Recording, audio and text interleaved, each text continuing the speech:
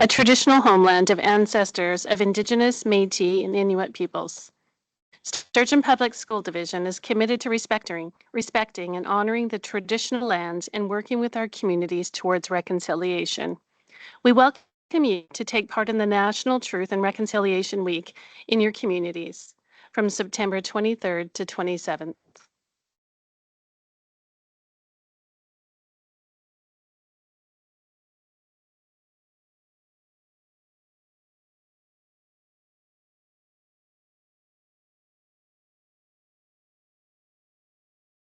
I move that we approve the agenda for the September 23rd board meeting.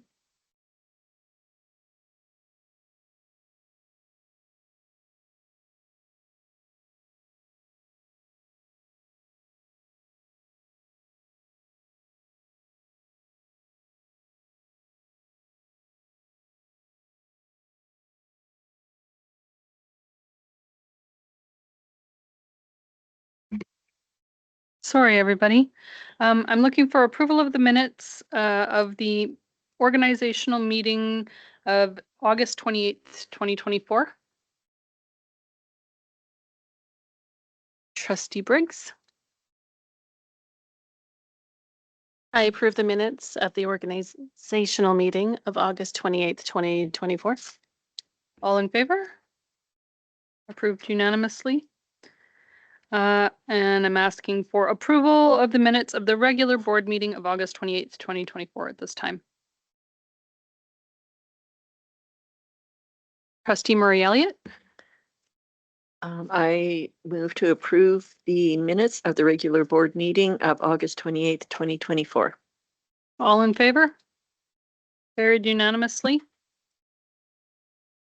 No business arising from the minutes. Presentations, delegations, none today.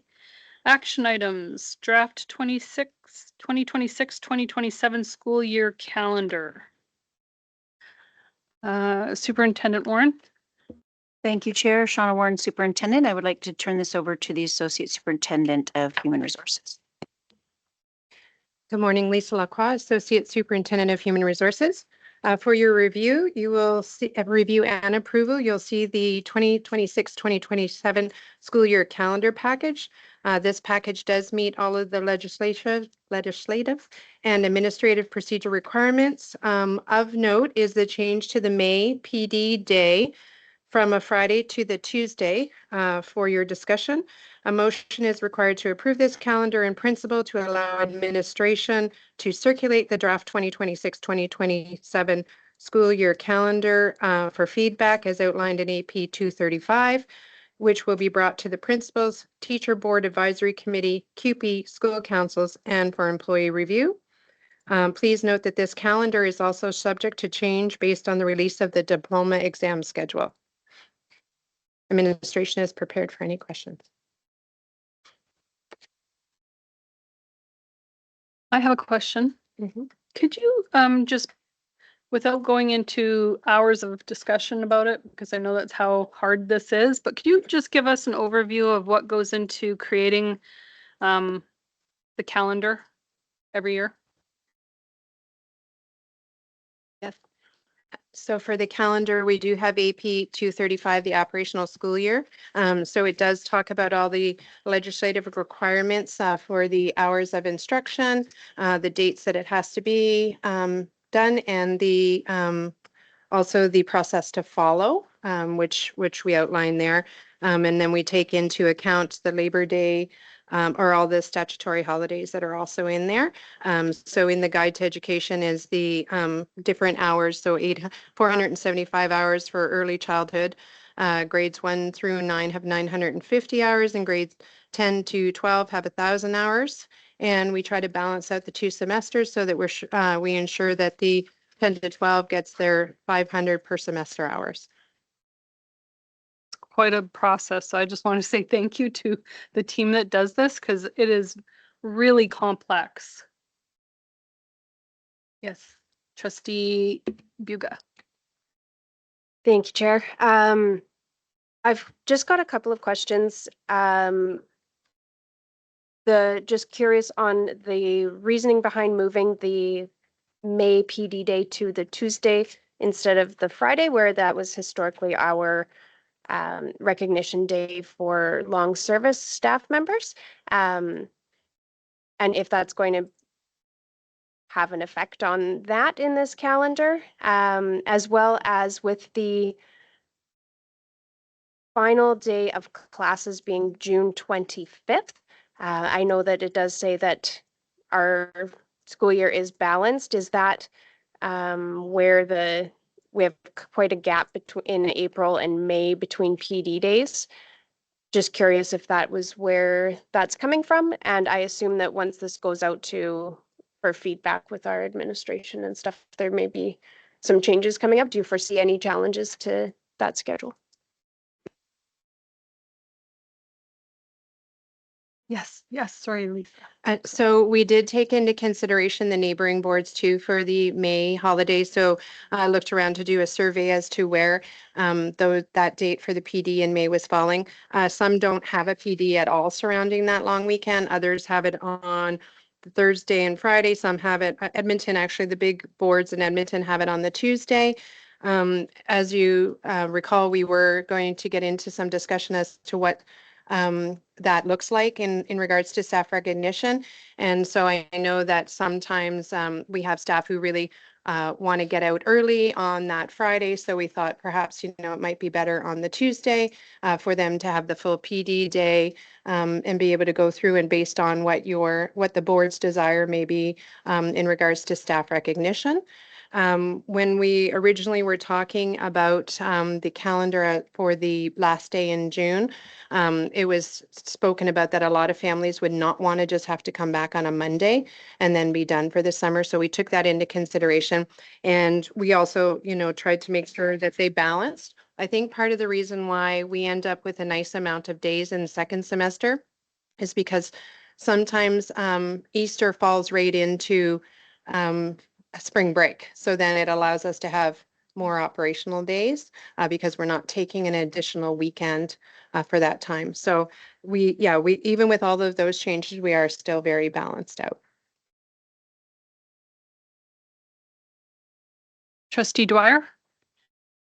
Just wondering, and it might be my memory here, but August 27th, 28th, have we always had 2 days, or is that just reflecting the staggered theory? Superintendent of Human Resources. We have always had, we usually have 3 days at the beginning before school starts to allow our teachers to do PD, get their classrooms set up, all of those things. Okay, thank you. Anyway, stuff.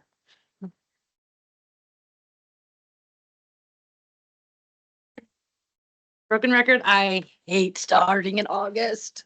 I realize if we want November break, we have to. But that's just my opinion. And I'm interested, some parents also really disagree with it. So I would love to see some engagement on do we still want the November break? Because that was 6 years ago we started that. Because parents really wanted it. Is it still something they want? With the caveat, you have to start school in August.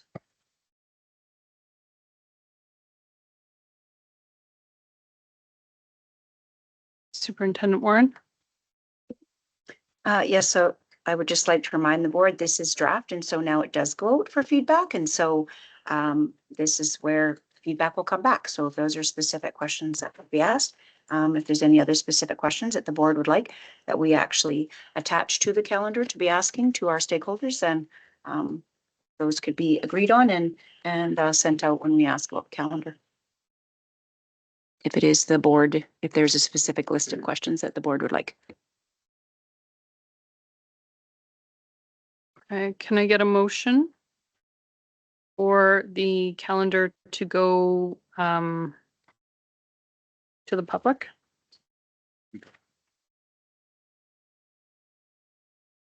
Trustee Briggs?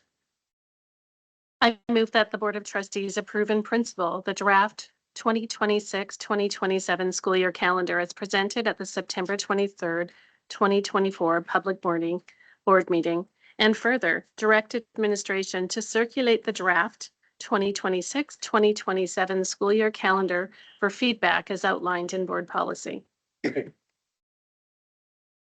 Any further discussion? Trustee Murray Elliott? I might suggest that when this does come out to our school councils, that we have discussions about the starting in August versus the November and try to get a little bit of a feel that way too. Any other discussion? Okay, so calling the vote that the Board of Trustees approve in principle the draft 26-27 school year calendar as presented at the September 23rd, 2024 public board meeting, and further direct administration to circulate the draft 26-27 school year calendar for feedback as outlined in board policy. All in favor? Carried unanimously.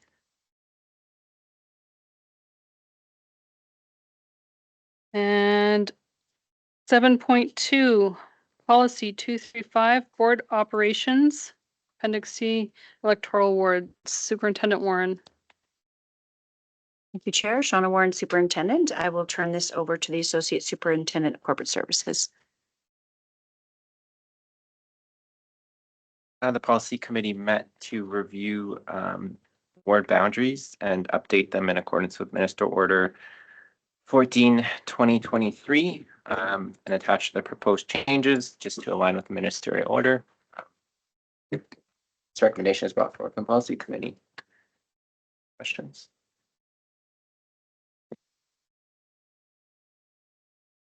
I think that what I should be doing is asking for the motion and then having discussion. So I'm going to call for somebody to read a motion or motion. Trustee Pequin. Oh, sorry. Janine Pequin, Ward 1. I move that the Board of Trustees approve revised Board Policy 235, Board Operations Appendix C, Electoral Wards with recommended changes as presented at the September 23rd, 2024 public board meeting. Is there any discussion? Trustee Pequin. I'm going to discuss the chair of the policy committee. This was a ministerial order to change the ward. So we don't have a choice. It's a ministerial order. So it's not like we, Sturgeon Public Schools, are asking to move our boundaries or our electoral wards. The ministerial order. So the policy committee recommended that this come to board for approval. Trustee Murray Elliott.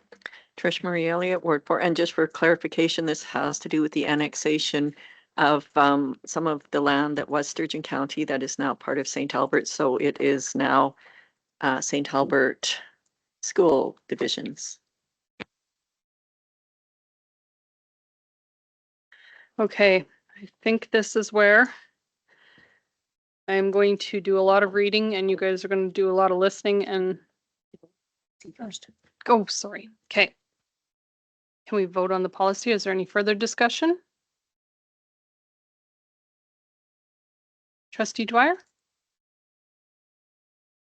Just deciding if I want to talk about it or not, but it's an interesting move by the minister because we have a school right within St. Albert.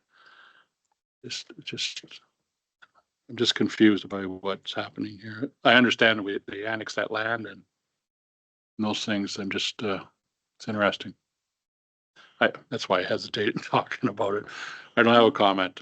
No, I do- in my mind, I'm just going, there's more. I read through it but it's just, unless I'm going to sit at a map and compare things. Yeah, I think we just better keep our ears and eyes open. I agree. It's concerning that we're losing more of our school division to the urban centers. Okay, so with that said, can I call the vote on changing the policy that the Board of Trustees will approve the proposed bylaw? Or no, hang on. That the Board of Trustees approve revised Board Policy 235, Board Operations Appendix C, Electoral Wards with the recommended changes as presented at the September 23, 2024 public board meeting. All in favor? Carried unanimously.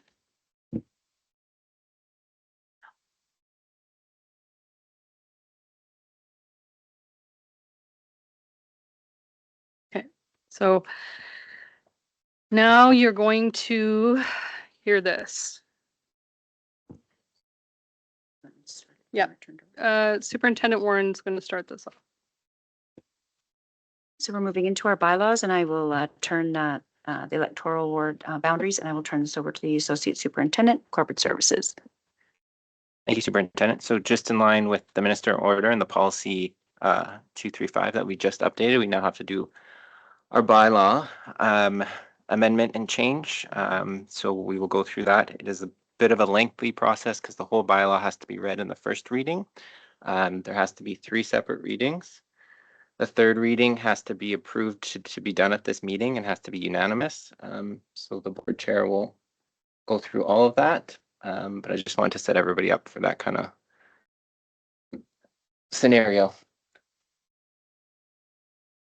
Okay, at this time, I will ask someone to make a motion that the Board of Trustees approve the proposed bylaw 01-2024, a bylaw to establish electoral wards within the division at the first readings in this meeting in order to establish the electoral boundaries. Trustee Buga. I move that the Board of Trustees approve the proposed bylaw 01-2024, a bylaw to establish electoral wards within the division at the first reading in this meeting in order to establish the electoral boundaries. Okay, and here is the proposed bylaw now. The Sturgeon Public School Division bylaw number 01-2024, a bylaw to establish electoral wards within the division. Whereas Section 76 of the Education Act provides that the Board of a School Division may by bylaw establish the wards and provide for the nomination and election of trustees in the ward. And whereas bylaw number 2-2013 enacted March 27th, 2013 requires name change amendment. Pursuant to the provision of Section 76 of the Education Act, the Sturgeon Public School Division enacts as follows. 1, that the Sturgeon Public School Division hereby provides for the nomination and election of trustees by wards. 2, that the Sturgeon Public School Division hereby determines that there shall be 7 such wards. 1 trustee shall be elected per ward.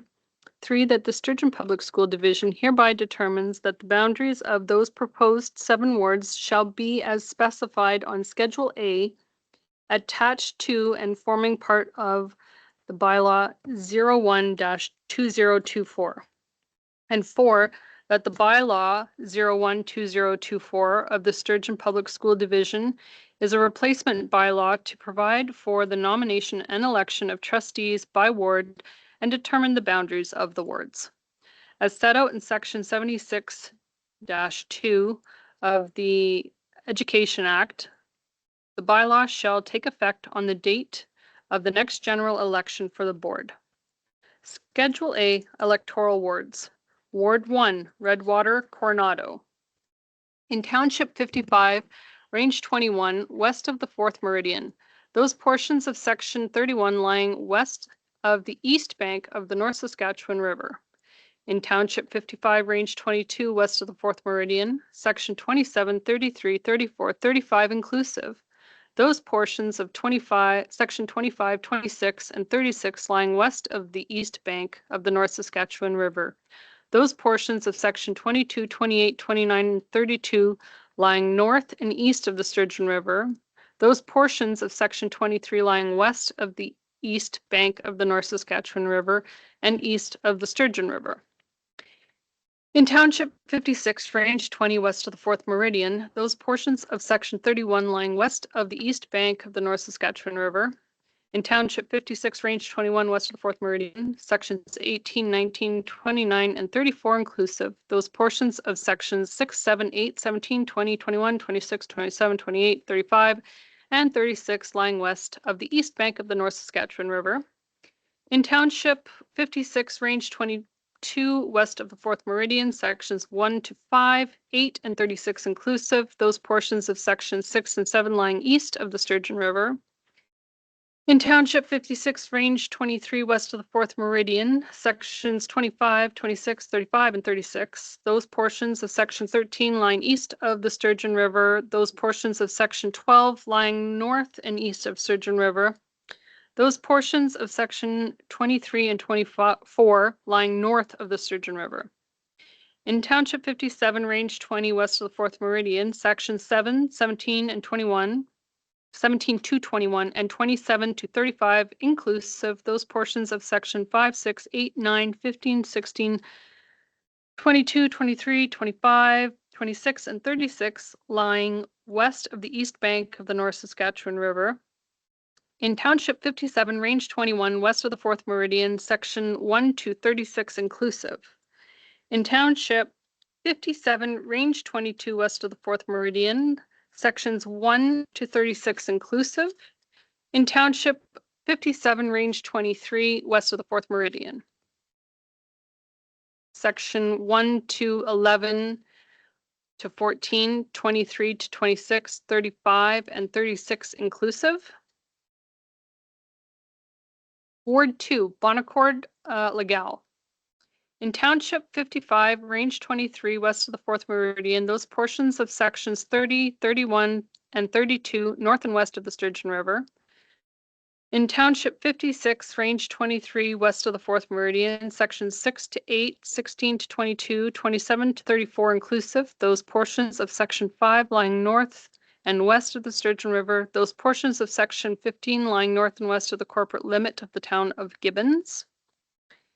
In Township 56, Range 24, west of the 4th Meridian, section 1 to 36 inclusive. In Township 56, Range 25, west of the 4th Meridian, sections 1 to 10 to 15, 22 to 27, 34 to 36, those portions of sections 9, 16, and 21 lying east of Highway 2. In Township 57, Range 23, west of the 4th Meridian, in sections 3 to 10, 10 to 22, 27 to 34 inclusive. In Township 57, Range 24, west of the 4th Meridian, sections 1 to 36 inclusive. In Township 57, Range 25, west of the 4th Meridian, sections 1 to 3, 10 to 15, 22 to 27, 34 to 36 inclusive, those portions of section 33 lying north and east of Highway 2. In Township 58, Range 23, west of the 4th Meridian, sections 4 to 9, 16 to 18 inclusive. In Township 58, Range 24, west of the 4th Meridian, sections 1 to 18 inclusive. In Township 58, Range 25, west of the 4th Meridian, sections 1 to 3, 9 to 12 inclusive, those portions of section 4 lying north and east of Highway 2. Ward 3, Elcomdale and Villeneuve. In Township 53, Range 26, west of the 4th Meridian, those portions of sections 30 and 31 lying west of Highway 44. In Township 54, Range 26, west of the 4th Meridian, sections 6, 7, 18, 19, and 30 inclusive, those portions of 8, 17, and 31 lying west of Highway 44. In Township 54, Range 27, west of the 4th Meridian, sections 1 to 3, 10 to 36 inclusive. In Township 54, Range 28, west of the 4th Meridian, sections 13, 24, 25, and 36 inclusive. In Township 54, Range 1, west of the 5th Meridian, sections 13, 24, 25, and 36 inclusive. In Township 55, Range 25, west of the 4th Meridian, sections 13, 24, 25, and 36 inclusive. In Township 55, Range 25, west of the 4th Meridian, sections 4 to 9, 16 to 21, 29 to 32 inclusive, those portions of sections 3, 28, and 33 lying west of Highway 2. In Township 55, Range 26, west of the 4th Meridian, sections 1 to 36 inclusive. In Township 55, Range 27, west of the 4th Meridian, sections 1 to 25 and 36 inclusive, those portions of sections 26 to 30 lying south of Alexander Band number 134 boundary.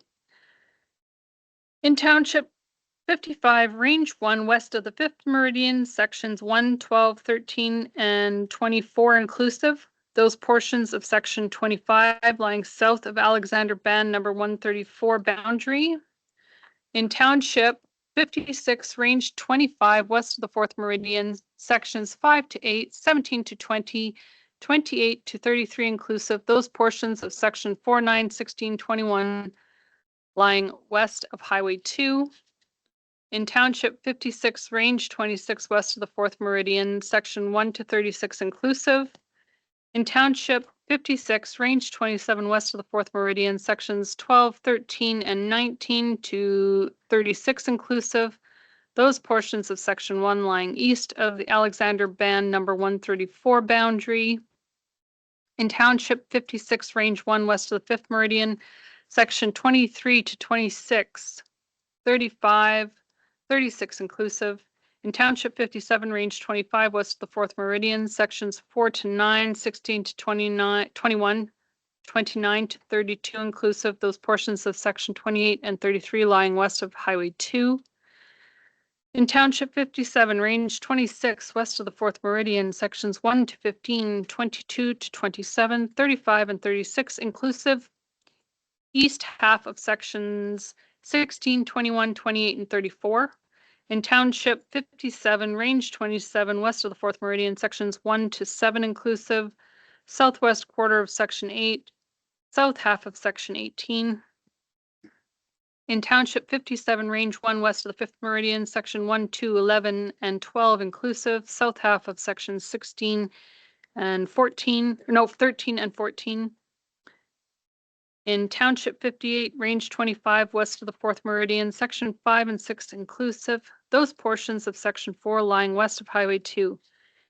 In Township 58, Range 26, west of the 4th meridian, sections 1 and 2 inclusive. East half of section 3.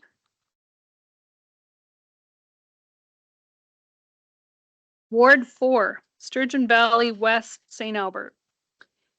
In Township 53, Range 25, west of the 4th meridian, those portions of section 30 lying west of Big Lake, those portions of section 31 lying west of Big Lake and south of the corporate limits of St. Albert. In Township 53, Range 26, west of the 4th meridian, sections 26, 28, 29, and 32 to 35 inclusive. Those portions of sections 22, 23, 24, 25, and 27 lying north of Big Lake. Those portions of sections 30 and 31 lying east of Highway 44. Those portions of section 36 lying south and west of the corporate limits of St. Albert, City of St. Albert. In Township 54, Range 24, west of the 4th meridian, sections 18, 19, 30, and 31 inclusive.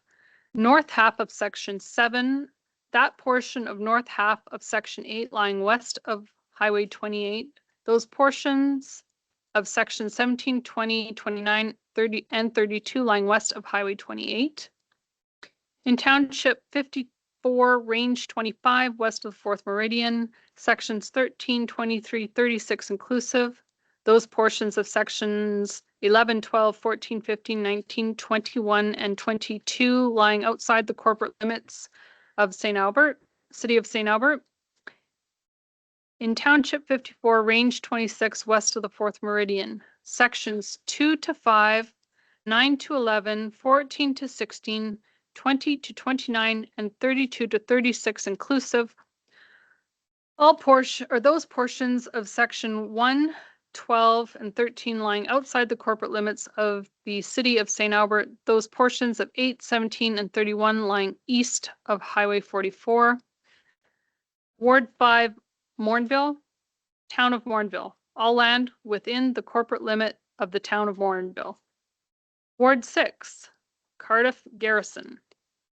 In Township 54, Range 24, west of the 4th meridian, sections 15, 16, 21, 22, 27, 28, 33, and 34 inclusive. those portions of section 8, 17, 20, 29, and 32 lying east of Highway 28, those portions of section 9, 10, 11, 14, 23, 26, and 35 lying outside the corporate limits of the city of Edmonton. In Township 55, Range 24, west of the 4th Meridian, Section 1 to 36 inclusive. In Township 55, Range 25, west of the 4th Meridian, Sections 1, 2, 10 to 15, 22 to 26, 35, and 36 inclusive. The portion of Section 3 lying east of Highway 2. Ward 7, Gibbons-Lamoureux, Fort Saskatchewan Settlement. All lands within the corporate limits of Fort Saskatchewan Settlement west of the east bank of the North Saskatchewan River. In Township 54, Range 23, west of the 4th Meridian, Section 35 inclusive, those portions of Sections 23 and 26 lying north and west of the east bank of the North Saskatchewan River. Those portions of Section 25 lying north and west of the east bank of the North Saskatchewan River and south of the corporate limits of Fort Saskatchewan Settlement. Those portions of Section 36 lying north of Fort Saskatchewan Settlement.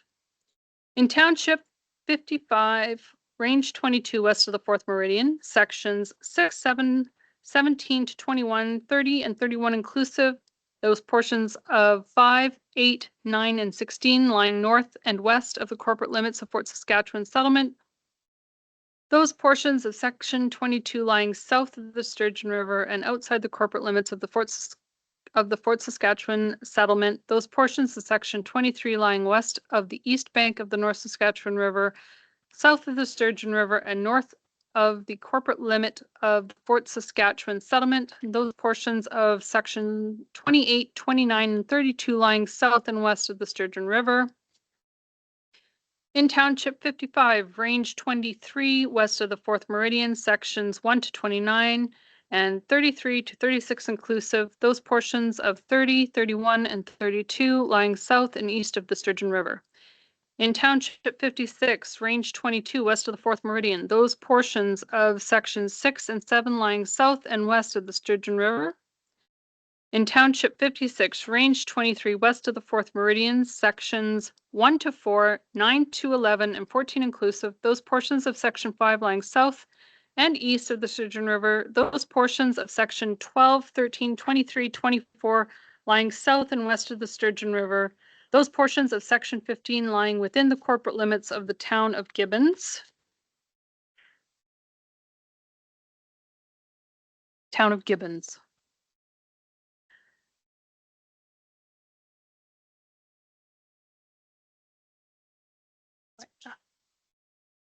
That is the first reading.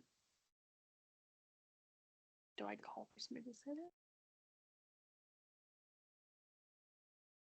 First reading when we motion for the first Yeah. reading. Yep. Okay, so can I ask for somebody to say that the Board of Trustees approves the proposed bylaw 01-2024 bylaw to establish electoral wards within the division at the first reading in this meeting in order to establish the electoral boundaries? Trustee Buga? That the Board of Trustees, I move that the Board of Trustees approve the proposed bylaw 01-2024, a bylaw to establish electoral wards within the division at the first reading in this meeting in order to establish electoral boundaries. All in favor? Unanimous.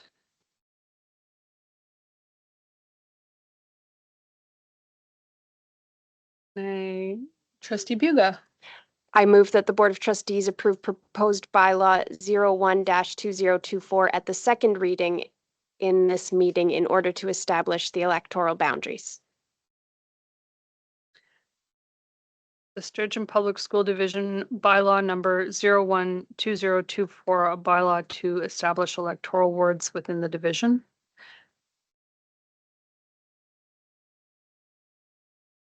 Pause 1 moment.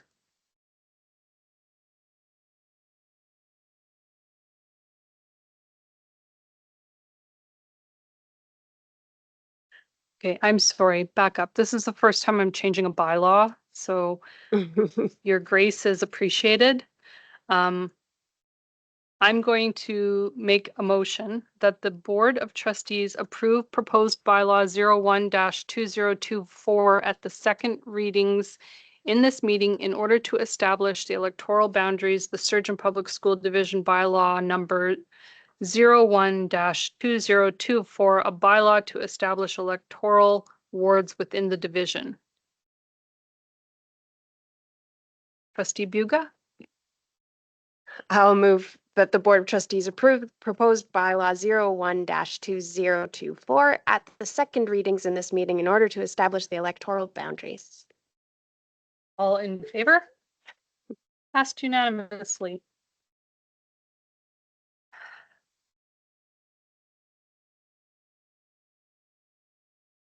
We have to do this one more time. Pardon? Two more? Oh, my word. Doing great. Okay, It's okay. You're right. all right. Okay. I will ask for someone to make a motion that the Board of Trustees approve proposed bylaw 01-2024 at the third readings in this meeting in order to establish the electoral boundaries. Trustee Buga? I move that the Board of Trustees approve proposed bylaw 01-2024 at the third readings in this meeting in order to establish the electoral boundaries. All in favor? Carried unanimously. One more part here, guys.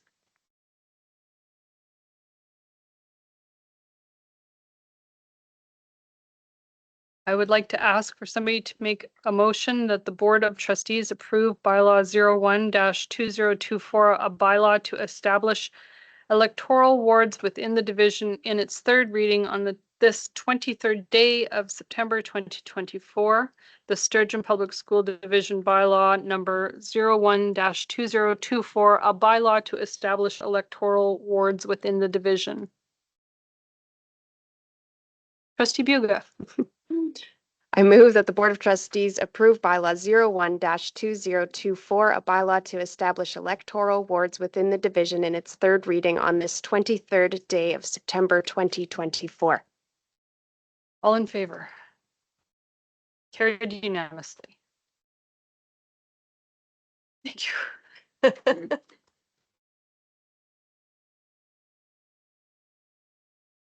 Okay. Yes. Okay. 7 point. Good. 7.4, 2024-2025 Council of School Councils meeting. Superintendent Warren. Thank you, Chair. In May, it was brought to the board and it's been discussed many times at the board that the board felt that it was important to support our school councils to ensure it was in their calendars for the upcoming school year. So at the May 22nd, 2024 public board meeting, the board approved that you would hold 2 council of school council meetings that they would take place in person on Wednesday, October 23rd, and then Wednesday, March 5th for this school year. And so I'm going to turn it over to the deputy. For now, we're going to clarify where it will happen. Deputy Superintendent.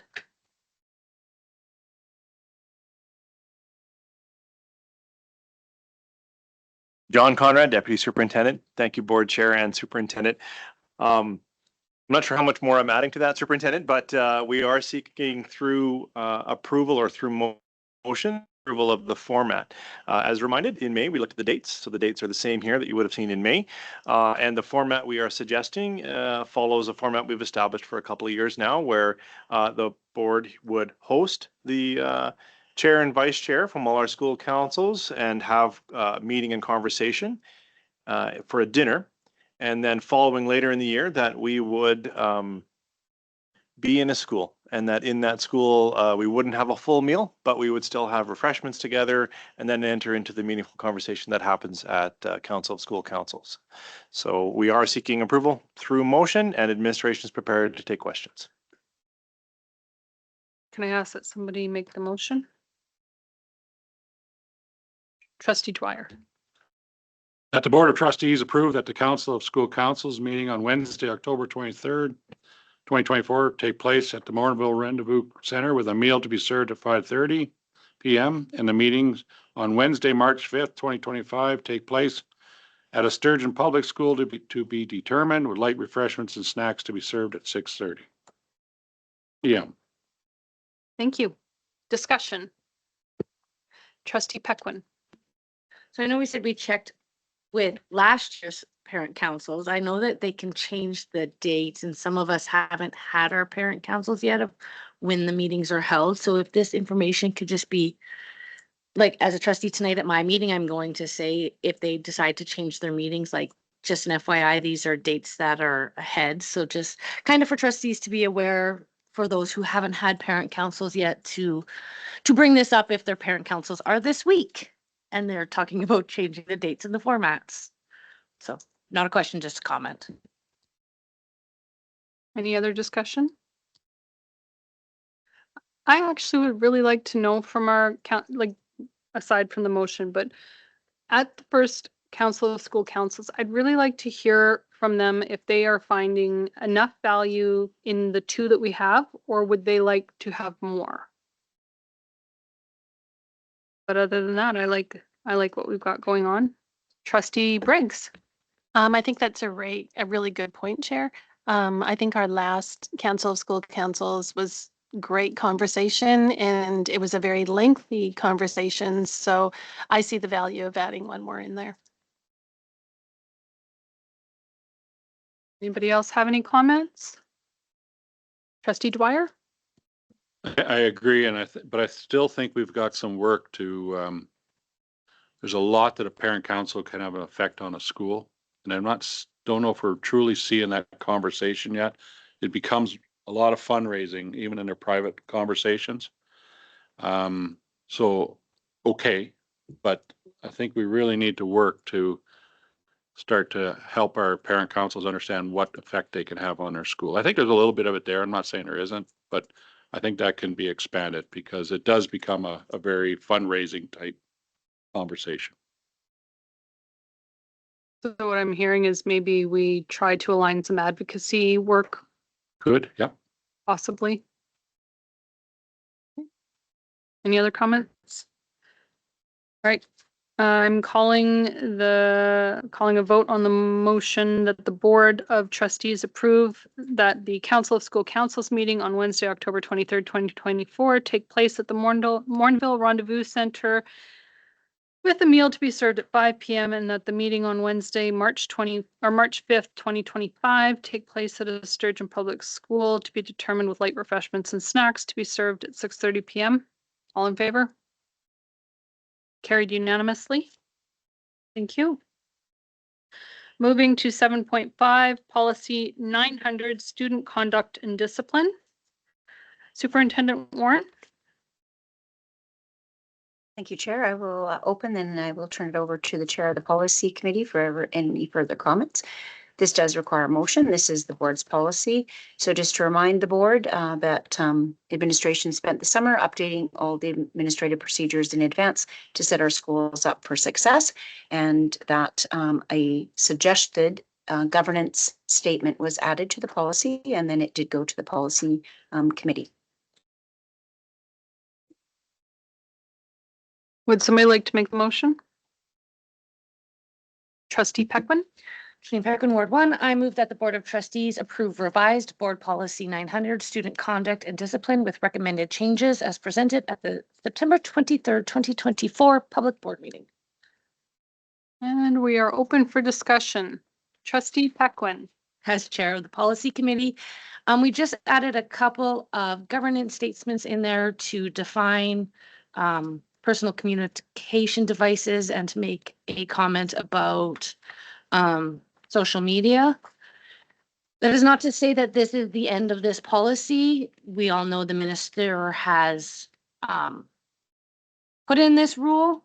So we're going to let our principals and our staff live in it and come up with if they need stronger language from the board or if what we have is working. So this policy may come back. This is just to strengthen that language for right now, to let them live in the new orders and see how it's working in our schools. Any further discussion? Trustee Buga? Stacy Bucher, Ward 5. Do we have to say your name still? think so. Stacy Bugle, Ward 5. I was just going to comment on this policy and the ministerial order that I was very pleased that we didn't have to do a full rewrite of our policies. We already had really strong language in place for cell phone use in our schools, and I feel like our division has been really proactive, that this ministerial order really just kind of encouraged us to review the policy and add a bit more stronger language. But I feel that we did a really great job staying ahead of this as a division as well. So.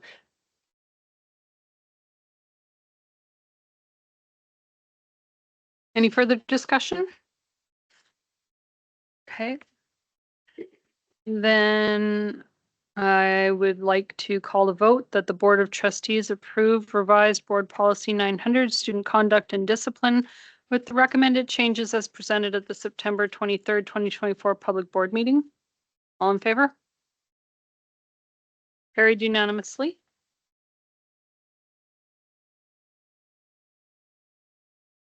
And we are now moving on to administrative reports. 8.1, Indigenous Student Success. Superintendent Warren. Thank you, Chair. I would like to turn this over to the deputy and our lovely team to present this report. John Conrad, Deputy Superintendent. Appreciate the opportunity to introduce this report, but very quickly we'll be turning over to the Director of Education Planning. But I would like to welcome to the table and to the division Maxine Hildebrandt, our Coordinator of Indigenous Education. Welcome to the table. So with that, if I may, I'd turn over to the Director of Education Planning. Thank you, Shannon Campbell-Requa, Director of Education Planning. In addition to the report included for your information, it is, I'd like to offer our sincere thanks for the opportunity to provide insight and bring to life Indigenous education and student success plans for the 2024-25 school year. As mentioned, it's an absolute honor to welcome to our team Maxine Hildebrandt, who has already proved to be an invaluable team member. I would be remiss if I didn't give her a very brief opportunity to introduce herself. So hi, I'm Maxine Hildebrandt. I'm an Indigenous educator of 12 years. I'm a member of the Pelican Lake First Nation in Saskatchewan, the Treaty 6 area. I'm also of Cree and Métis ancestry. I'm really happy to be part of this school division, and I'm looking forward to my role as Indigenous Education Coordinator and bringing some really good changes to the division. Thank you. We'll give you a brief highlight of the Truth and Reconciliation Week activities for the division. Included in your package was an overview of the daily activities intended as a baseline so that every educator in the division has an entry point to meaningful participation in the week. I'd like to highlight the activities happening on Thursday and Friday because as we see the growth of these kinds of supports, we now see an opportunity for educators to engage in true acts of reconciliation. So there is an opportunity to send messages of encouragement and relationship building to members, to children and students in Pelican Lake First Nation. Obvious connection with Maxine, and I want to thank her for allowing these resources to take the step from speaking and learning to true reconciliation, where we are creating meaningful relationships. I would also like to do a brief touch point on the TPs. Sturgeon Composite High School, as you know, has had an incredible amount of positive reinforcement for their permanent TP. It continues to be a space of learning, connection, cultural learning and teaching opportunities, as well as a visual reminder of our commitment to truth and reconciliation. We have also been gifted 2 teepees. So as a division, in June, you will see 4 teepees division-wide. We will have a teepee at Central Office. We will have a teepee at Sturgeon Composite High School. We will also have teepees at Four Winds Schools and Camilla School. Again, these are more than just the incredible visuals. They are learning spaces and teaching spaces. And we will work alongside staff to provide support so that they're used effectively. In terms of strategic planning for this year, we will give you a very brief overview, just highlighting a few of the items, giving you some background information as we go through. But one thing I think I would really like to bring to the table is the fact that every school this year will have an opportunity to participate in a 1-week residency with Maxine Hildebrandt. She has an incredible depth of educational proficiencies in all kinds of incredible learning activities. She is a land-based educator with an incredible amount of cultural knowledge, but I will not belabor that because we'll bring that to life a little bit more as we go through the report. Goal 1, enhancing local community partnerships and intergenerational connections. We are currently in the process of recruiting a First Nations cultural liaison position, but I would like to publicly acknowledge the contributions of Helen Arkand.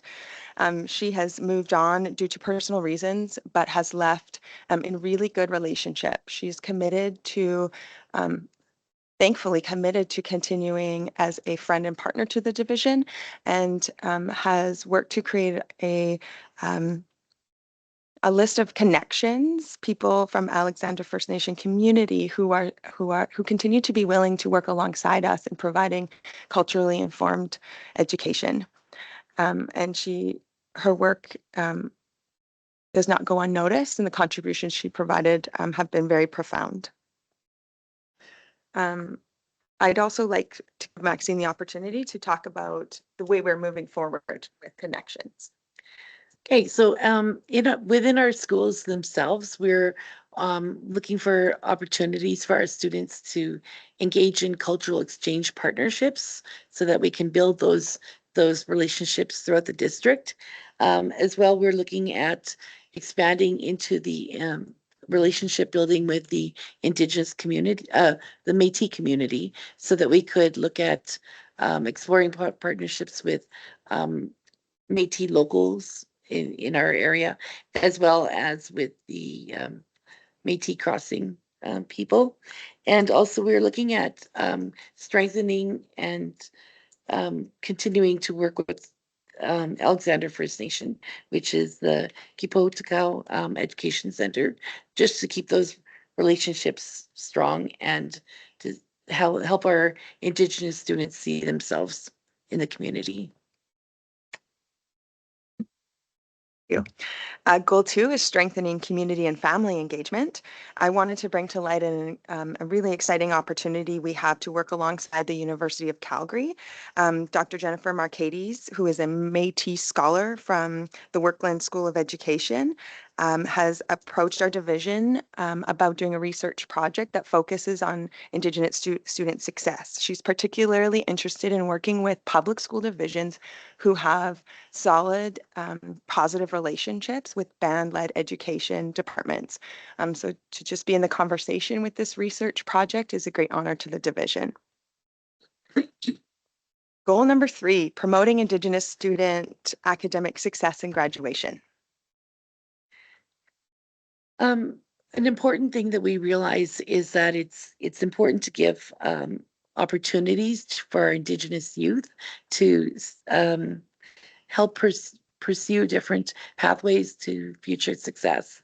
So with that, we're looking into how we can assist them in the RAP program moving forward, doing more career path investigations. So like this includes career fairs and just giving them that little extra counseling as required for career pathways. So we're really interested in looking at that and to seeing attendance improve, tracking our graduation rates over the years, and just looking for ways that we can be supportive in their journey. We're also working closely or intend to work closely with post-secondary institutions to create opportunities for students to attend on campus, to make connections, and to really strengthen authentic ability for students to plan their futures with the information they need to make the correct decisions. Goal number 4 is fostering safe, representative, healthy school communities. Okay, so with this, in this section here, we're looking at encouraging student leadership groups within the schools. So this may be a little more formalized, like continuing on with the chief and council that they've already established at the high school level. But it could also be within the elementary schools as well, students taking on more leadership and role model, less formal, but still showcasing their gifts, strengths, and talents to lead others in their community. Thank you. You'll see that direct through line with responsible leadership and empowered learning. And then finally, driving systemic change through professional development. We have the opportunity to create professional learning opportunities with more relevant and authentic cultural connection than ever before this year. With the support from Métis Learning coach Daniel Lehman, and of course, Maxine, Authentic Voices are working alongside staff to provide learning that is experiential and embodies the characteristics of Indigenous worldview. This is such a through line to empowered learning for staff, for students, and for our school communities as we work together passionately to pursue positive outcomes for students and staff division-wide. This time, administration is prepared to take questions.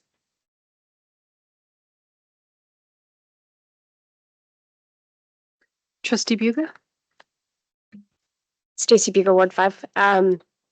Thank you for this report. That's fantastic to see.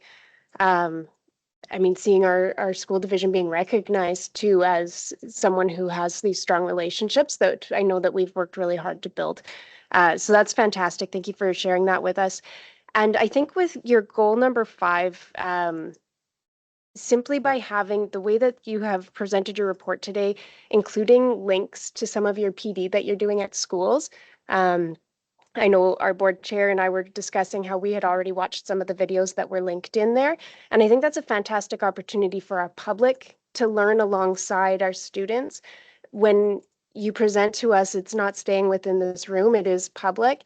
And the way that you've presented the report today, I think was really effective in sharing that information of what are our kids learning at schools and being able to just click the links. I think parents or interested parties can be directed straight to our website, and this is why we have public meetings.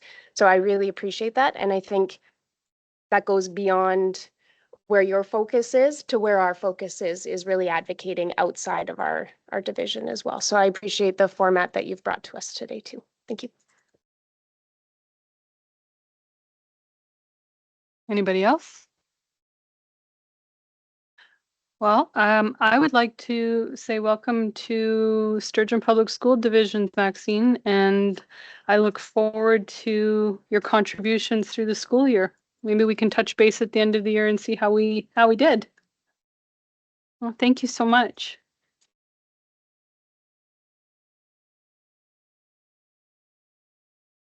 Moving on to 8.2, Student Nutrition 24-25, Superintendent Warren. Thank you, Chair.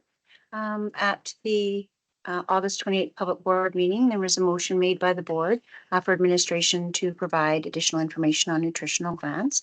I do just want to remind the board and the public that this came from the report that was brought forward. We had applied last year over the course of the year for numerous grants because we are feeding a lot of children in our schools. And so it was brought to the board at the August 28th public board meeting that Pembina Pipeline had made a donation to Oak Park and Redwater School, and that it was going to, those dollars to feed the schools was going to be administered through the Breakfast Club of Canada. As a result of that report, the board requested that a more wholesome across the division report be provided. I will turn it over. I'm not sure which one of our team members, if anybody wants to speak to this, but I do want to remind the board, because this was stated by the federal government, that there were dollars, nutrition dollars provided to schools in Canada. No, there have not been, and I've clarified with Alberta Education that there is no federal dollars that have been allocated to schools. So I'm just letting you know that that has been clarified.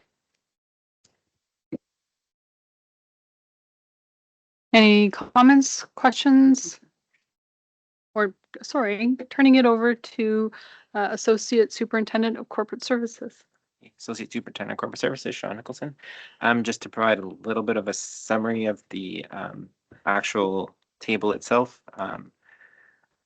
There in the blue, those columns are what has been given to us by Alberta Education and given out. A little bit of history with that. There were 3 schools that were main applicants before for the nutrition grant. That grant expanded and we got more dollars for all our schools. So you'll see that we kept those schools kind of held harmless to what they had before, because they had these programs that we had running that we got dollars for.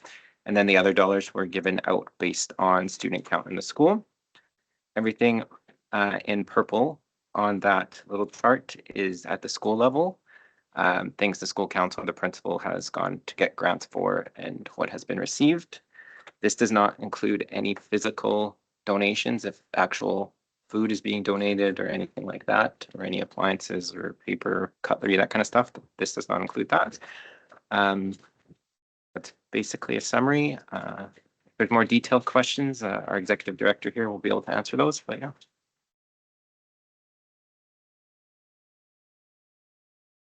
Any questions? Trustee Murray Elliott. Trish Marie Elliott, Ward 4. Just a quick question, 2 quick questions. So for some of the schools, this is kind of a new thing from Alberta Education. Is that correct? Yes.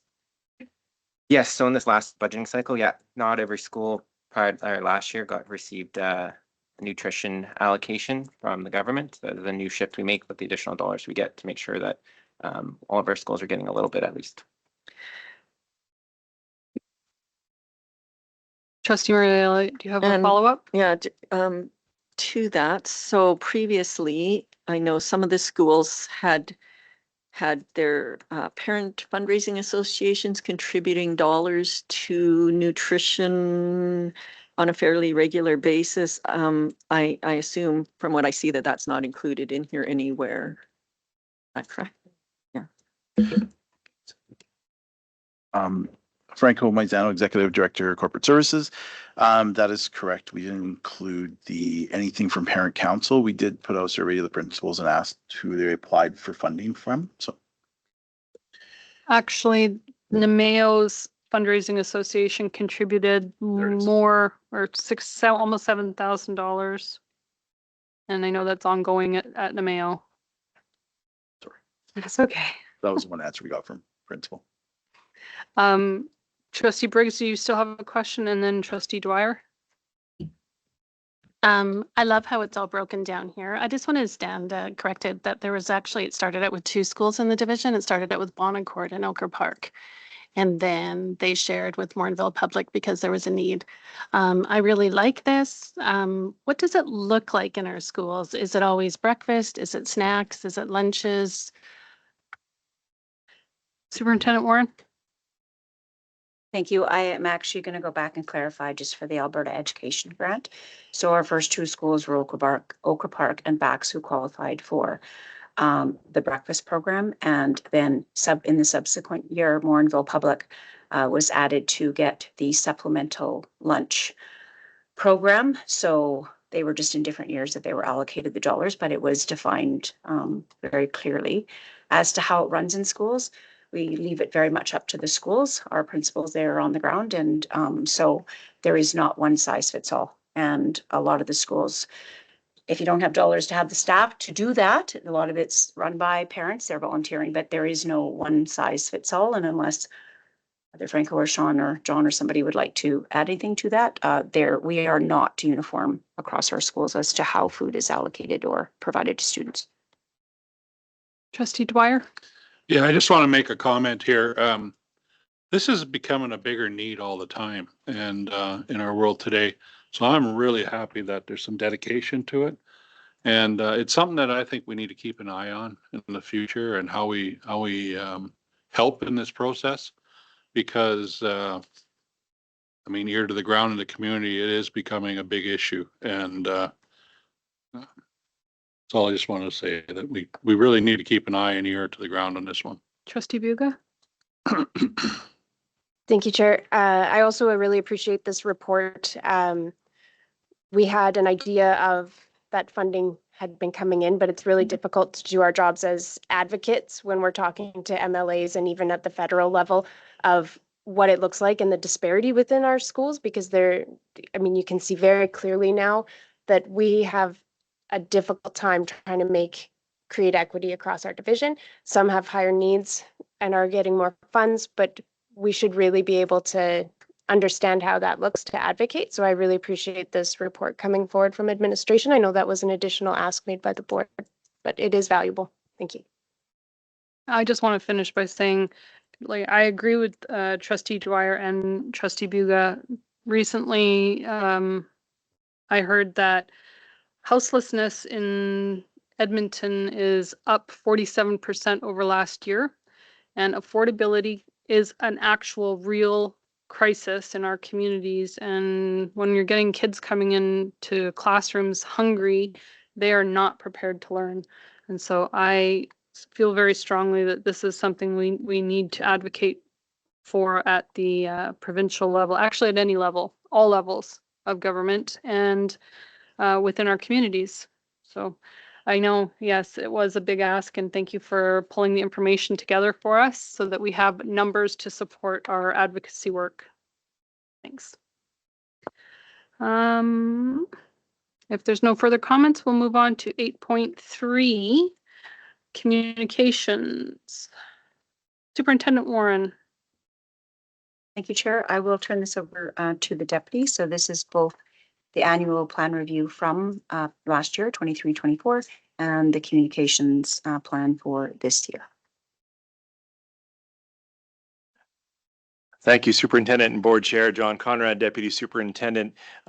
Just like last time, I think the character and heart and good work of the communications team should be highlighted by the Manager of Communications. So I'm turning it over right there, but just remind the board that we are going to cover three pieces in this information report to review what communications has been working on the last month or so, and then a year in review, looking at how we articulated our 5 goals and some of the work that we've done in achieving those, and then finally presented for your information the this year communication plan. So with that, I will turn it over to the Manager of Marketing and Communications. Thank you. Lauren Walter, Marketing and Communications Manager. So I do have 3 items for your review. The first is the monthly report for August and September, just going over some of the things we've been up to over the last month. The majority of this is just to do with startup for the year. So training, reviewing our websites to make sure that everything is up to date. Below that, you will see all of the different articles and the news we appeared in over the last month, as well as upcoming events, including Truth and Reconciliation Week, which of course starts today, National Custodian Day coming up on October 2nd, and World Teachers Day coming up on October 5th. So lots of good things to look forward to.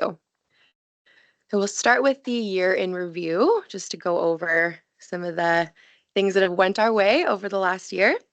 So I'll move through kind of goal by goal.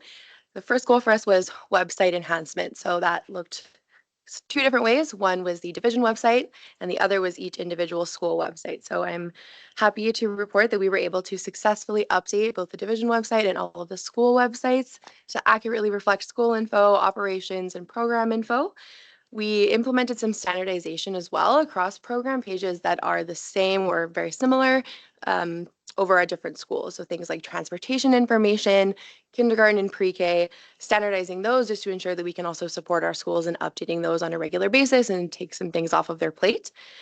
Visual improvements, we added some great photos over the year to our school websites, making sure that our positive school culture is evident visually. And we were also able to retain the Google My Business pages so that thing when you Google any of our schools or our division that pops up at the very top that has reviews and our hours and location, all that fun stuff. That was put together initially by Google, not us. So it took anything it could find on the internet, gathered it, and made us a Google page. So then over the past year, we had the fun task of retaining those pages. So we now have them all back. All of our schools have access to them, so they are able to edit their own contact information, their own hours, just to make sure that anything that's out there is accurate and not in the control of Google rather than our schools. So that was number one. Number two was the Kindergarten Expo. So attendance was a big one on this one. We wanted to make sure we had lots of families coming out to learn about our division. We had a total of 124 families attending between both events, 92 at Four Winds in Morinville and 13 at Redwater School in Redwater. We had wonderful attendance from both our staff and also current parents that were there to speak to our programs that we offer throughout the division. We, in collaboration with Learning Services, put together a presentation letting parents know all of the sort of need to know items as their kiddos are entering kindergarten and pre-K. We had a video creation to our future SPS graduates, showcasing some highlights of our division that we've gathered over the last 2 years, just to demonstrate the connection and the opportunities that are available to their kiddos should they choose us at Sturgeon Public Schools. And then we also had information for families to take with them. So fact sheets that talked about logos and STEAM, Makerspace, French immersion, open house dates as well, so that they were also able to attend the school following the expo if they wanted to go and meet all of the teachers and see the classrooms. So that was a success. We were really happy with how that turned out. French immersion growth. So we had our branded stand-up signs, our Savez-vous, did you know? We offer French immersion at each of our schools that offer it with their school colors. We also had an advertising campaign. We did a radio ad. We did digital ads where you could swipe through and see the different benefits that taking French immersion offers to students academically, personally, so on. We also had a Google ad that made sure that we popped up first in the search engine if families were looking for French immersion in their area. Growth-wise, we had some great results. So at Morinville Public, at the kindergarten and grade 1 level, we saw some really fantastic growth. So kindergarten between last year and this year, about a 10% growth. Grade 1 between last year and this year, about a 35% growth. Four Winds at the junior high level overall across all grades, we had a 9.4% growth. And at the high school level, this one is a little more tough to measure because as the years go on, the number of grades we offer increases. So last year was just grade 10 in the humanities, and now of course we have grade 11 in the humanities. The most encouraging number at the high school level is that in the first year of French immersion last year, we had 7 students enter the grade 10 level. Those 7 students are now in grade 11, presumably. It's the same number. And at the grade 10 level this year, we have 16 new students joining us for French immersion, which is wonderful. Grade 9 retention. So in this area, we supported through advertising open houses for the learning centers and Sturgeon Composite combined there. So we provided advertising for that as well as the Redwater open house. And then we provided informative promotional material for the grade 9 tour day and the open house. So things like off-campus and dual credit, French immersion, providing pamphlets and fact sheets for students to see and to take with them to hopefully encourage them to stay with us. The actual retention statistics will be available in our report for next month because that is when we will have the final division enrollment after September 30th. So that statistic is to be provided next month. And then last, but oh yes. Oh, sorry, Deputy Superintendent Jonathan Conrad. Thank you, Board Chair. I apologize to interrupt, but I would like to display into the public and onto the screens the plan that the Manager of Communications and Marketing is about to display. And just to remind the board, this is the same communication plan that came out ahead of time as well for the trustees to review and to understand, and is certainly a key aligned to one of the key values of the board's mission, vision, values, and that is the value of communication. Also aligned to our education plan that certainly the board is well aware of and has reviewed and passed. And with that, I will try to do my best following your conversation on the screen. I apologize if I'm slightly off, but back to the manager of communications. Sure. So the last goal for last year was community collaboration. That's okay, no worries. It's a quick one, so it's okay. It's okay. The expos, of course, were a great opportunity for our staff and our current families to connect with the public and prospective families.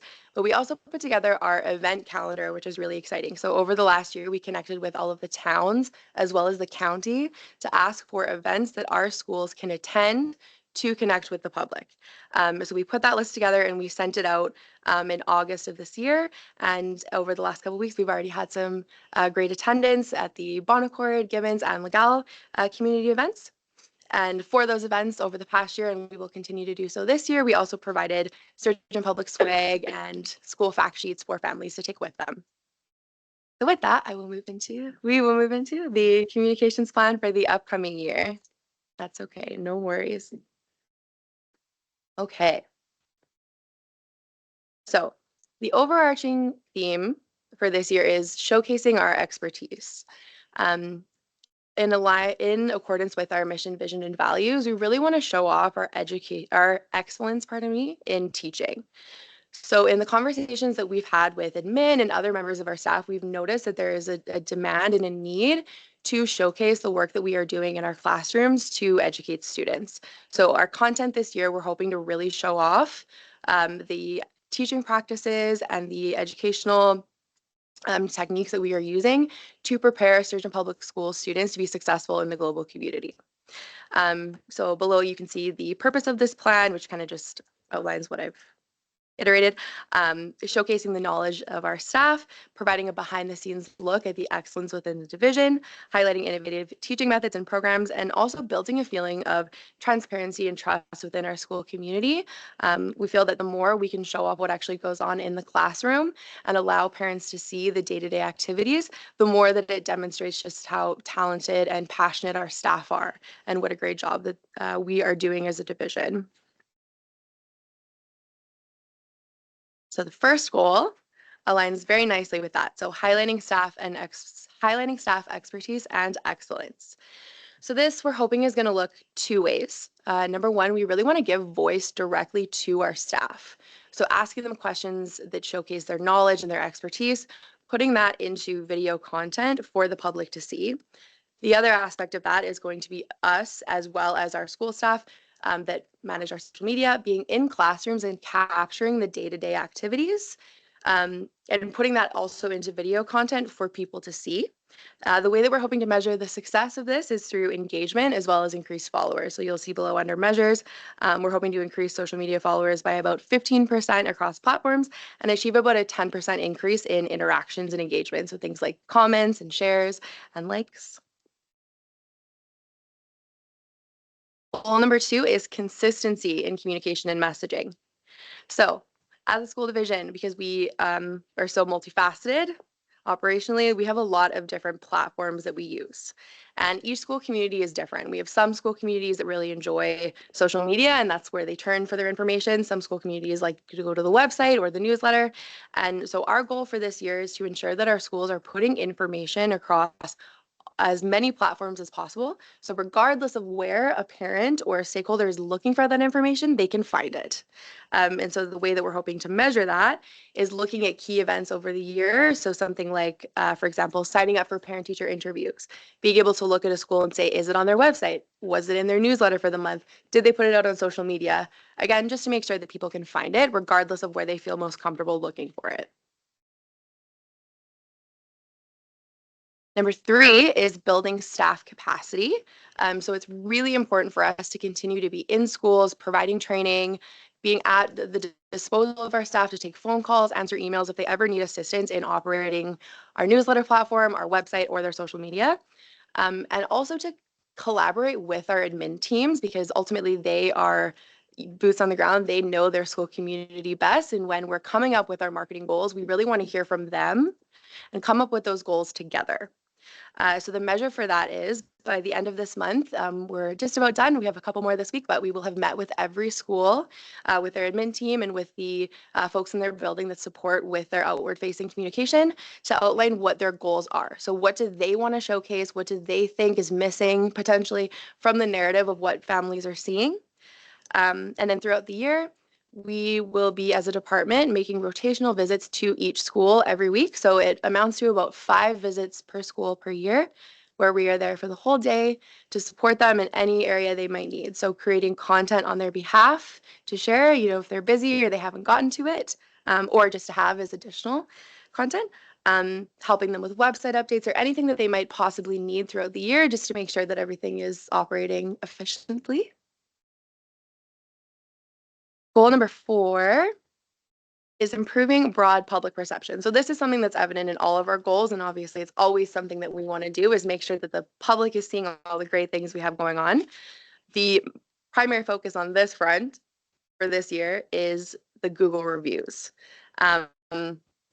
We want to work with schools to find as many opportunities as we can to gather positive feedback in the form of those Google reviews, so that when people come across it, as they do, that they can see and it is accurately reflecting the positive school culture.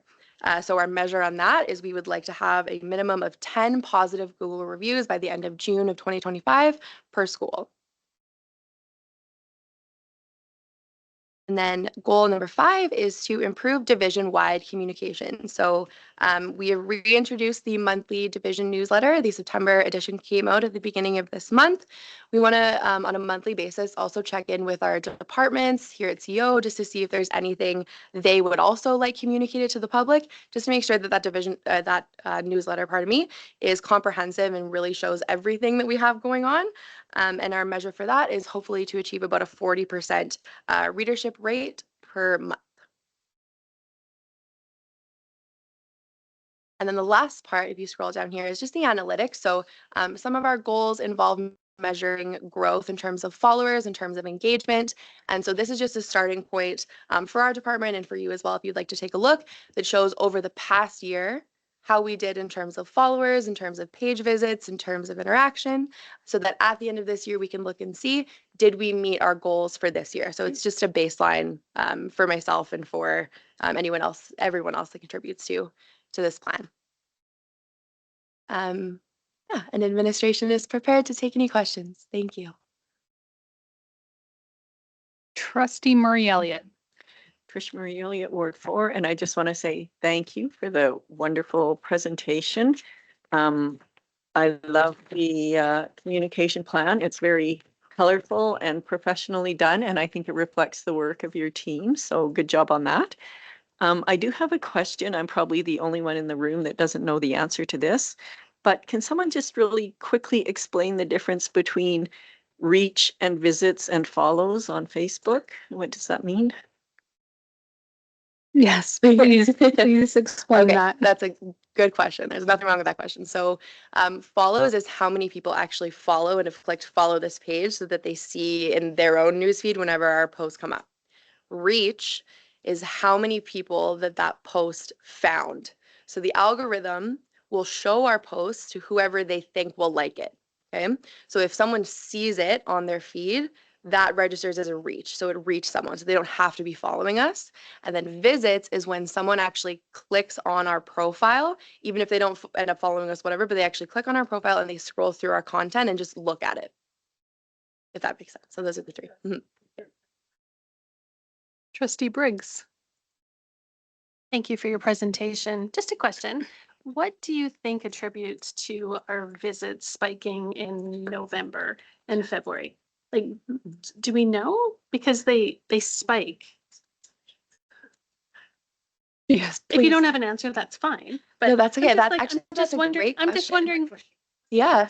Yeah, that's a fantastic question. It might be that we had just more posts that month. So if we had more things going on in the division, we were able to share that meant it just ended up more people coming across it just because it was more content. But that's a great question. And I will look at that this year to see what influences month by month, how many people visit us. So that's a great question. Yeah, like we're fairly steady, but then it spikes and it's like, I wonder what we did great. Mm-hmm. Me too. Yeah. Well, we did great. Trustee Buga. Thank you, Chair. I have a couple of questions. The first one is pretty straightforward. Do we gather analytics from click-throughs on our newsletters and emails? Because we do have a large population that doesn't necessarily follow social media. So are we capturing that information as well? We absolutely can. It would just be on a school by school base. So because they have control over their newsletter, which we've now standardized to all using Google Sites as a newsletter form. So if that is information that you would like to have or that you see value in us paying attention to, I can certainly reach out to the schools and just ask for their click rates and their visits per month. So we certainly could gather that information. I was just curious, just because there are, I mean, a lot of us even at this table that don't participate in social media, that just so that those people are being captured as well, of whether these are effective marketing tools or not. I don't know that we need that at this level, but just curious if that was there. And one thing I noticed about the new goals is they're much more broad than last year. Last year was quite targeted in Kindergarten Expo, French immersion. From what I'm seeing is a lot of those things fit under this. So I think that I really actually quite like the way that you've come up with your goals. You explained that you talked to all your schools about it. Just thought if you have any comments on the previous goals, are they checkmark complete? Are we still doing Kindergarten Expos and that kind of thing, or they're just not a new priority? Thanks. Superintendent Warren? Thank you, Trustee Buga. I will just put it through the deputy just first, and then if he would like to, he can pass it back to the manager of communications. Thank you, John Conrad, Deputy Superintendent. Thank you, Trustee Buga, for a question on really the format change on goals and if the goals that were very targeted last year are complete. And I would say the goals last year remain a priority for Sturgeon Public Schools to continue to grow French immersion, to continue to ensure our students know of the programs in high school and engage in that. But it was very intentional that our goals were broader, that would support more of our schools, but also we're focused around the communication side. I think the goals could be misunderstood last year for communications, that it rested on communications and marketing's sole responsibility to do grade 9 retention. And that responsibility is spread across many places and certainly in all of our grade 9 schools and in our high schools to go in and celebrate. And so these goals are intended to really align with what communications and marketing can bring forward for the division.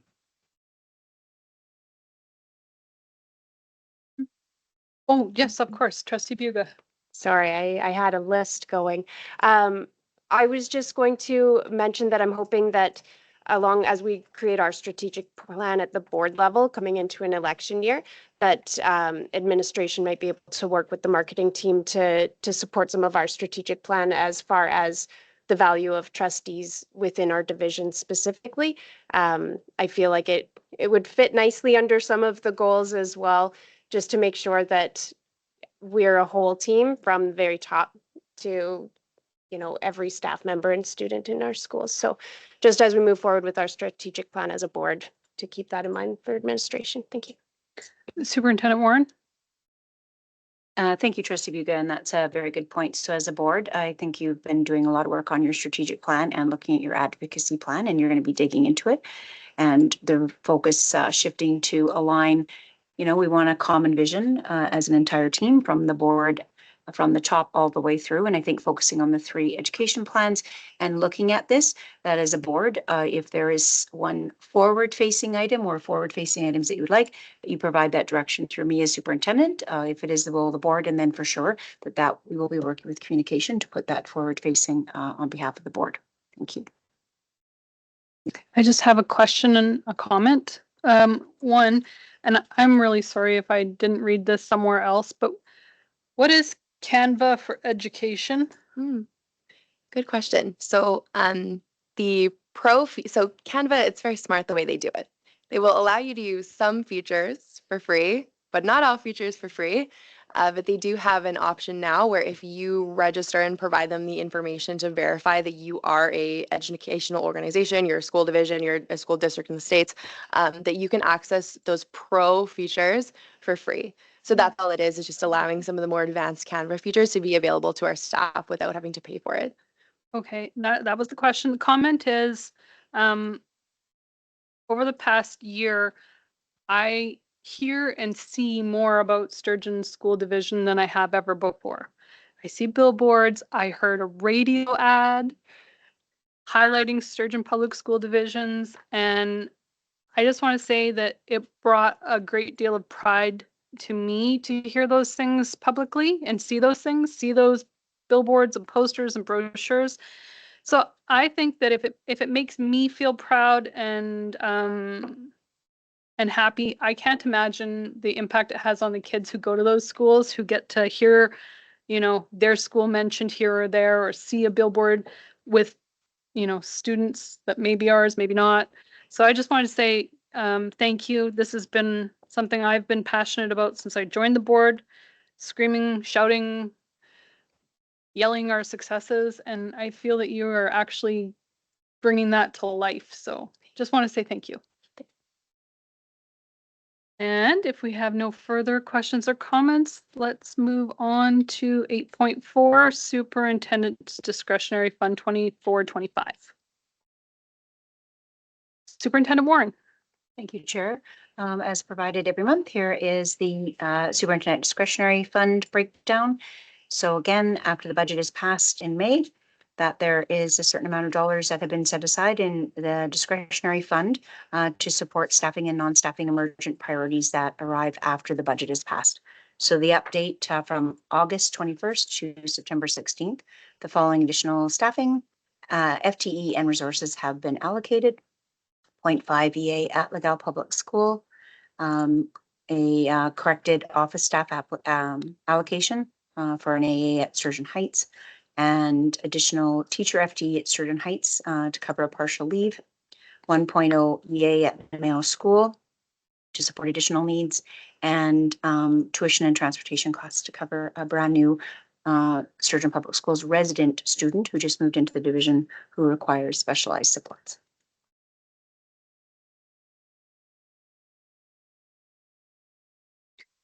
Any questions, comments, concerns? Trustee Dwyer? That student with the specialized, I think it's great we're getting into school. Is there not a different avenue of funding for that than coming out of a discretionary fund? Superintendent Warren? No, because we don't have additional dollars. And so that's the purpose of the discretionary dollars. It's for students who are move-in or new to the area that were not accounted for when the budget was passed.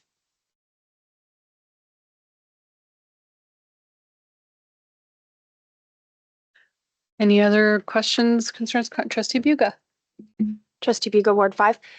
Just on the chart itself, the breakdown at the top where we've got our total budget of $312,510, and then it's broken up into total committed to student success and total available.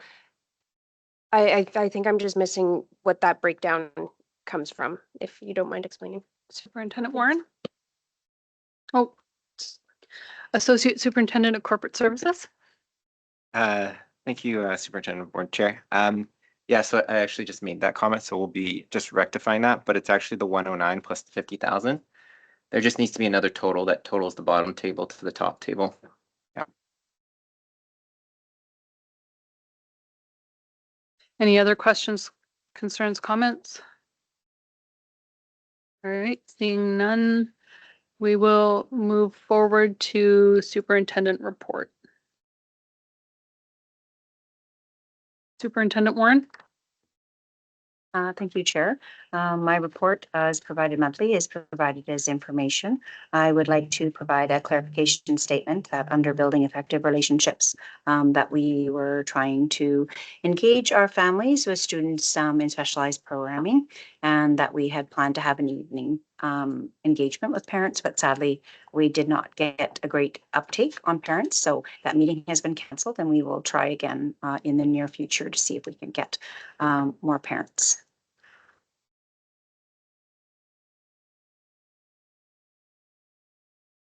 Trustee Pequin. Okay, it's in the weeds and I get it. The 30 continuing education program credits. How big of a workload is that for you guys? Because I'm thinking like, is this like 5 college? Like, do you have time for this? And I get it. It says you have to, but like, just is that a huge time commitment? And I know it's in the weeds, but that's No, it is. concerning. You have to Well, run thank our you. division and that. So he's actually brought up at the zone 2-3 for our cast members. So it's superintendents and deputy superintendents that must complete those 30 hours. Yes, it is a big ask, but guess what? It's also our job to continue to learn. So I embrace it. I think it's great. However, yes, it is a lot of work. It's a lot of extra work. But again, our job is to always continue learning. It is brand new as of September 1st. This is brand new. Continuing education program is brand new, which I would hope does not surprise the board. We've been talking about it for a while. But yes, it is a big ask. And we must meet it. There is no choice. Any other questions, comments, concerns? I just want to say thank you. Oh, Trustee Briggs. I think there's just one error that I found on September 10th. Sorry, which page are you on, Trustee Briggs? On page 122 of 154. It's page 2 of the report. It just says that Trustee Gibbons as board chair, but Trustee Gibbons wouldn't have been board chair at that time. Oh, Superintendent Warren. yes, I left it as chair because when this engagement happened, when I was asked is when Trustee Gibbons was chair.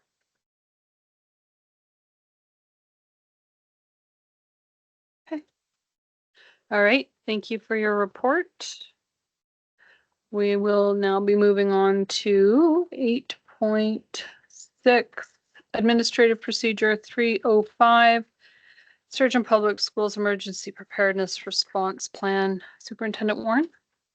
Thank you. Provided for the board's information. So our administrative procedures, just like your policies, are on a tracker where we review them regularly. So admin procedure 305 was up for review.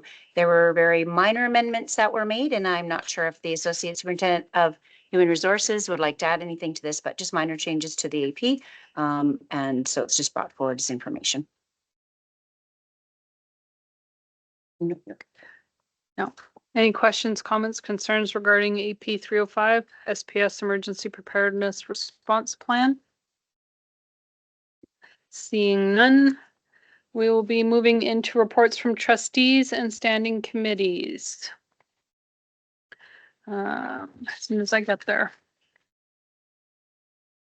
My report is presented for your review.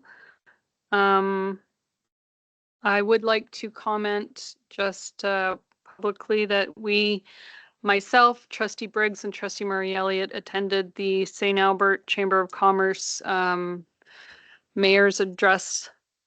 What was it called? The State of the City Address from Mayor Kathy Heron. Anybody who might have been there may have noticed we weren't announced, but I did have a conversation with the organizers to mention that we were the only elected officials in the room who weren't introduced. They were very surprised and apologetic, and so I anticipate that won't be a concern going forward.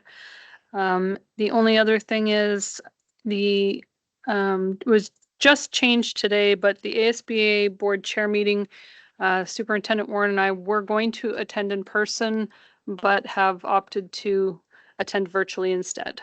Just it's a long ways to go, and trying to be fiscally responsible for one day, one meeting, it just makes more sense to do it virtually. So anybody who may have heard me say we're attending, just virtually. Thank you. Would you like to go next, Vice Chair Buca? Sure thing. Thank you very much, Chair. My report is submitted. I've realized that I have left off. I plan to attend the Sturgeon County and Morinville combined Truth and Reconciliation event on the Thursday, 26th in the evening, I believe, at the Cultural Center in Morinville. And that same day, I'm also going to be attending Morinville FCSS is hosting a lunch and learn where they're gathering some of the organizations and key people in the county and the town as far as support for families. I think that'll be a really good opportunity to make sure that we're networking with the right people, we're hearing the right organizations, and we know where to turn to and where our families can turn to. So I look forward to learning more about that on Thursday. I realized that I was remiss at the beginning of the meeting in mentioning that Trustee Gibbons obviously is not in attendance, and just acknowledging that she is away this week. Her report was received on Friday and was added to the website, but is not available for your packages. So, Trustee Dwyer. Just a couple things. I had a parent council meeting where, God, I'm that excited. They're leaving. Oh, jeez. I'll quit talking till you get out. Then we'll put you through that.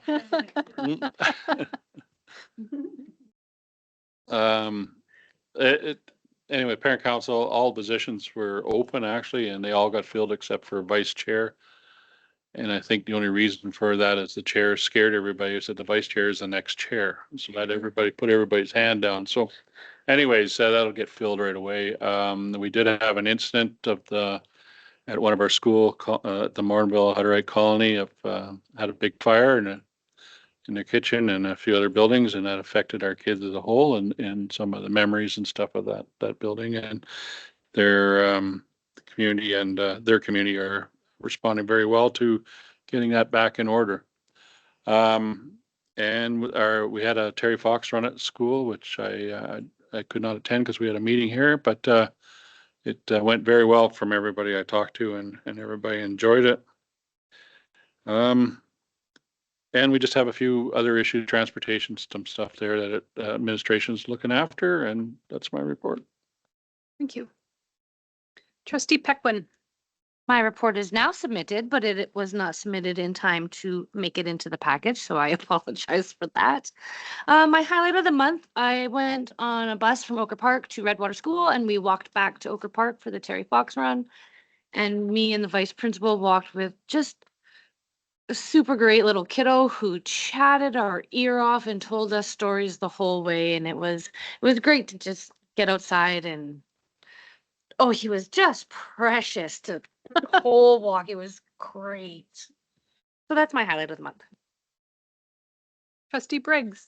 My report has been submitted in the package. It has been a busy, engaging month. My highlights were my communities, with the Community Connect, seeing what there is to offer and how everybody band together to create a community. So it's been great.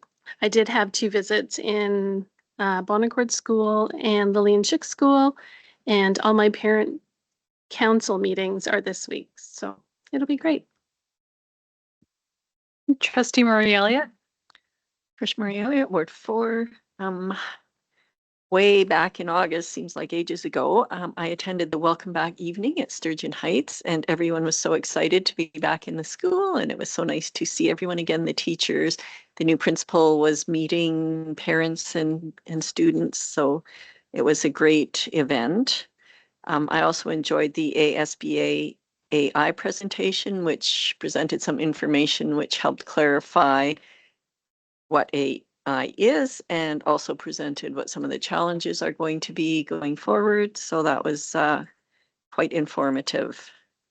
My school councils are tonight at Sturgeon Heights and tomorrow at Sturgeon Comp, if anyone else would like to attend. Thank you. Okay, moving to Committee of the Whole report. Oh, sorry, Trustee Dwyer. Sorry. One of the things we didn't mention is that there'll be 3 or 4 of us, I believe, attending the County Sturgeon Mayor's report address to state of the county. I think it's important that we put that out that we will be attending that. Absolutely, thank you. Committee of the Whole report is available in the package. Any need to discuss further?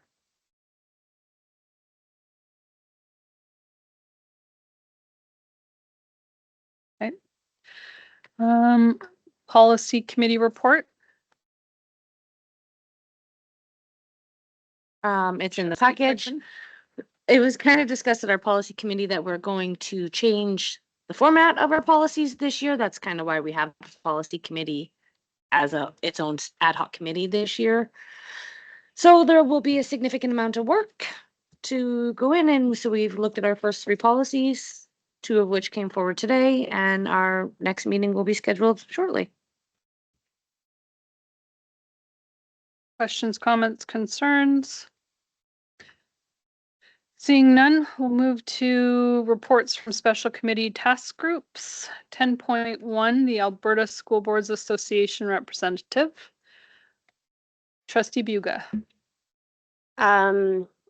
Trustee Gibbons, as the official rep, was going to be submitting just an update from our Zone 2-3 meeting that was on Friday.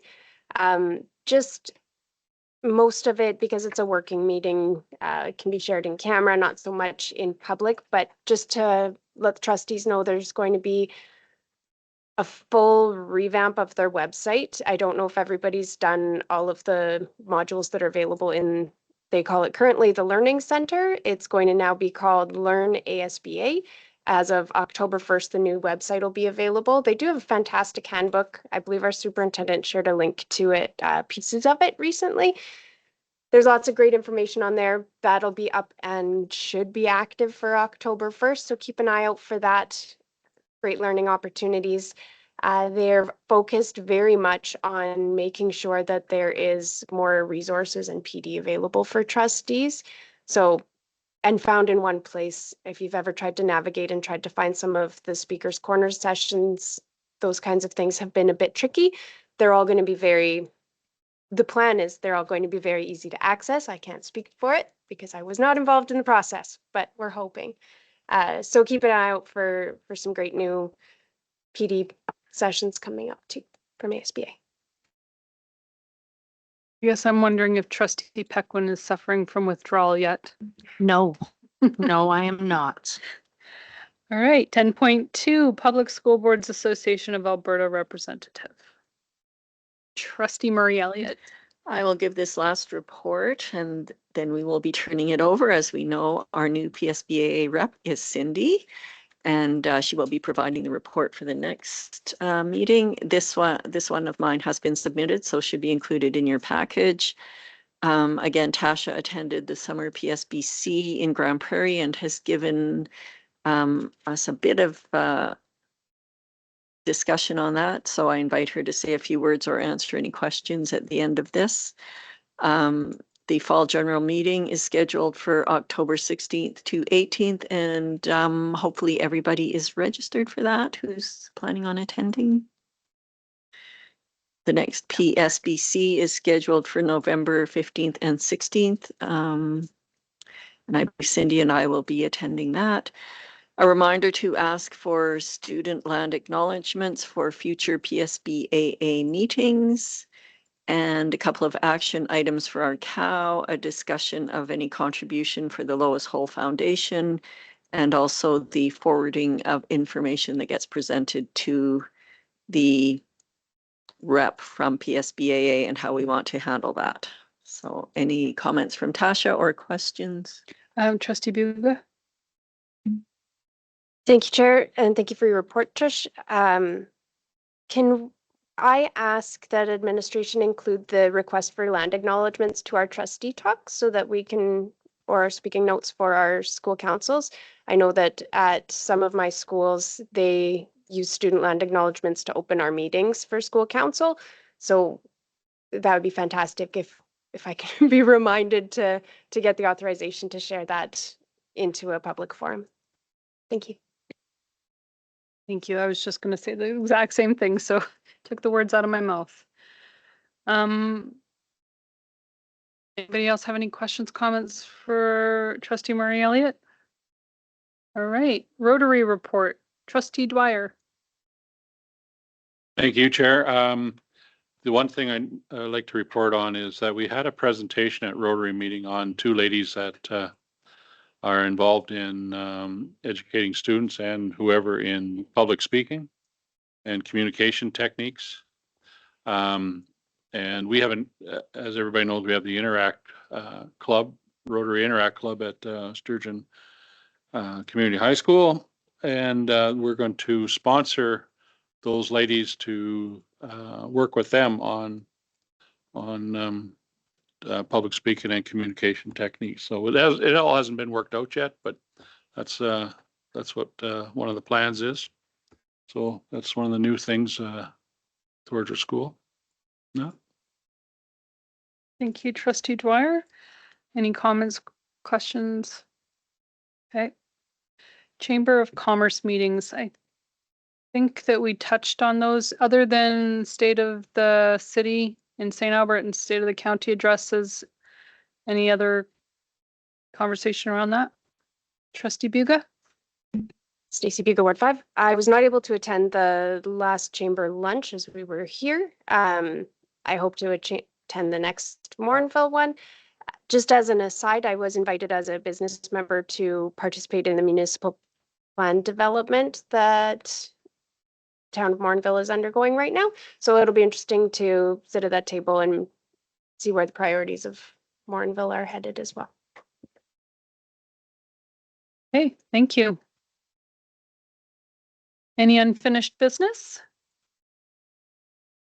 Any questions, comments from the online attendance?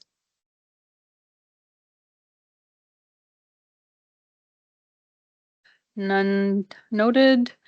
Can I ask for a motion to go in camera?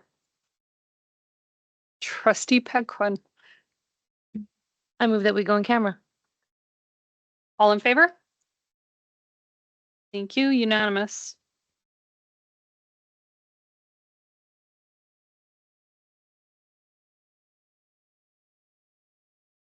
I don't.